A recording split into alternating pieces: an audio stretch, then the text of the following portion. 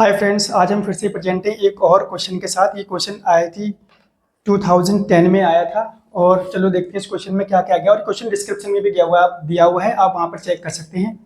इस क्वेश्चन में जो सबसे पहले हमें कहा गया, कंडीशन दी है कि एक ऑयल की ड्रॉप है जिसका मास m है और वो इलेक्ट्रिक फील्ड में बैलेंस है, इक्विलिब्रियम में है। इक्विलिब्रियम में होने का मतलब है कि इलेक्ट्रिक फील्ड और उसका वेट आपस में बराबर होंगे, मतलब इसके वेट को कौन बैलेंस कर रहा है? Electric field. ठीक है।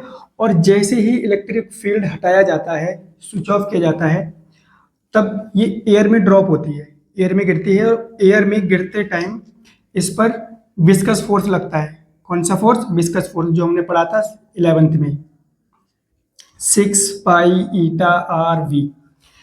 तो हमें इसकी स्पीड दी है कि इतनी टर्मिनल स्पीड से गिरती है एयर में। इसकी डेंसिटी दी है बॉल की, और जी की वैल्यू में 9.8 मीटर पर सेकंड स्क्वायर कंसीडर करनी है। और एयर का जो विस्कस कोफिशिएंट है वो हमें दिया है 1.8 10⁻⁵ न्यूटन सेकंड पर मीटर स्क्वायर। ये इतना डेटा हमें गिवन है। तो अब हमें इसमें जो फाइंड करना है वो है इसकी रेडियस। हमसे कहा है फाइंड, हमें जो फाइंड करना है इसका वो करना है चार्ज, यानी इस पे क्यू कितना है, कितना चार्ज है इस पे। तो चलो देखते हैं इस क्वेश्चन को करने की क्या अप्रोच होने वाली है। सबसे पहले देखो हम इस पर फोकस करेंगे। ये ड्रॉप अगर इलेक्ट्रिक फील्ड में बैलेंस है, इसका मतलब इस पे फोर्स इतना, दोनों इक्विलिब्रियम में, तो Q is equal to mg होगा। यहाँ से Q is equal to mg और Q इज इक्वल टू हो जाएगा mg/e। ठीक है। और इलेक्ट्रिक फील्ड की वैल्यू है 81 पाई/7 10⁵ वोल्ट पर मीटर।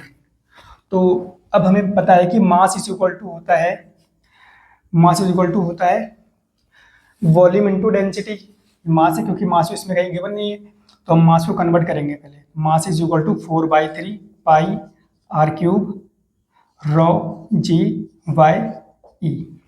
यहाँ से हमें Q मिलेगा।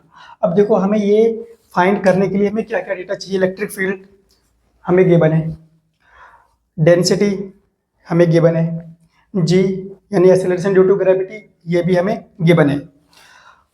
हमें चाहिए रेडियस। रेडियस हमें यहाँ पर गिवन नहीं है, तो इसका मतलब है हमें इसमें थोड़ी सी और बुद्धि लगानी पड़ेगी, माइंड थोड़ा सा लगाना पड़ेगा कि कैसे निकालेंगे।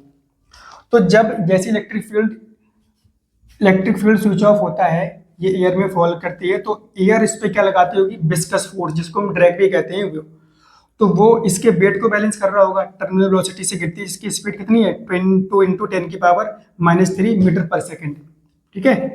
तो यानी कि mg is equal to 6 pi eta r × v।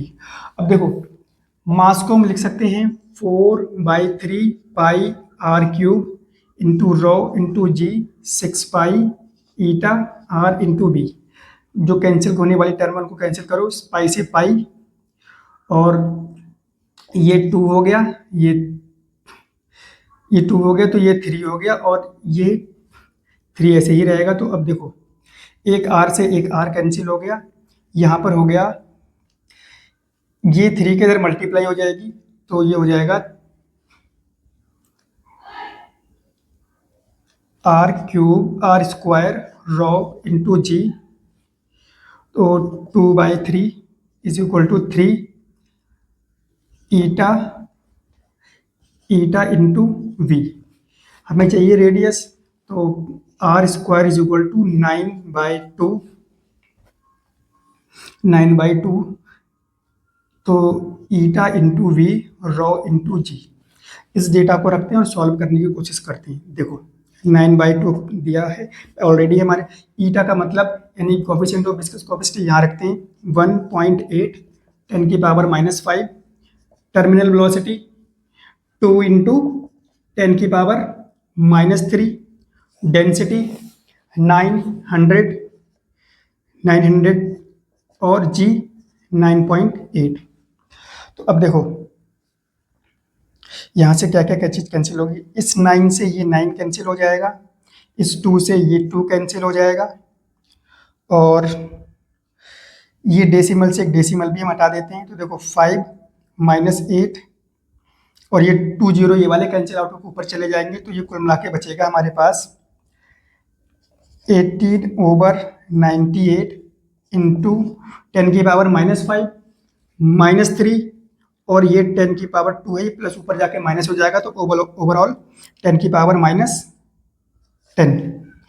अब ये भी कैंसिल होगा, ये 9 और ये 49, तो r square is equal to हो गया 9/49 इंटू 10⁻10 मीटर। अब इसका स्क्वायर रूट लेंगे तो आर की वैल्यू हमें यहाँ पर मिलेगी, r is equal to 3/7 into 10⁻⁻5 metre. ये हमें रेडियस मिल गई। अब अगर हमें जब ये रेडियस मिल गई तो इसके अलावा हमारे पास ये इसको सॉल्व करते हैं।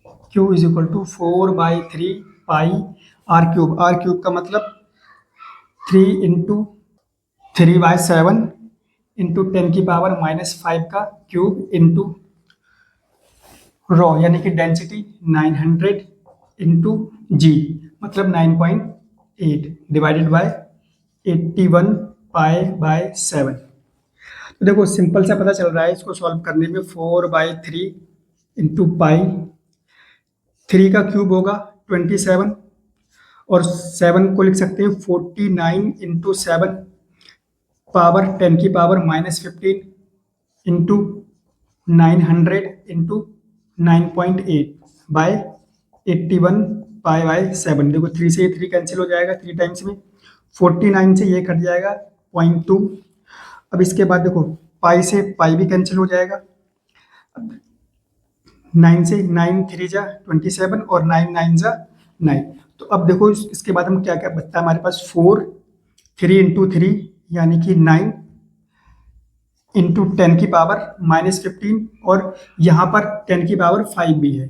तो जब ये 10⁻5 ऊपर जाएगा तो 15 माइनस का, और ये माइनस का 20 इंटू और 10⁻2 इंटू यहाँ पे 0.2 बचा है, तो 0.2 को मैं ऐसे करके लिख लेती हूँ। तो देखो 4 के इसमें मल्टीप्लाई होगी 4, और ये 9 भी है इधर।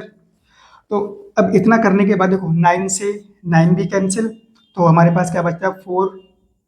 अब देखो 10⁻⁻20 माइनस का 18 और 1 माइनस का 19 यानी कि 8 इंटू 10⁻⁻19 कूलम चार्ज। तो कुल मिला के हमारा जो आंसर है क्यू का वो यही है, Q is equal to 8 into 10⁻⁻19 coulomb charge.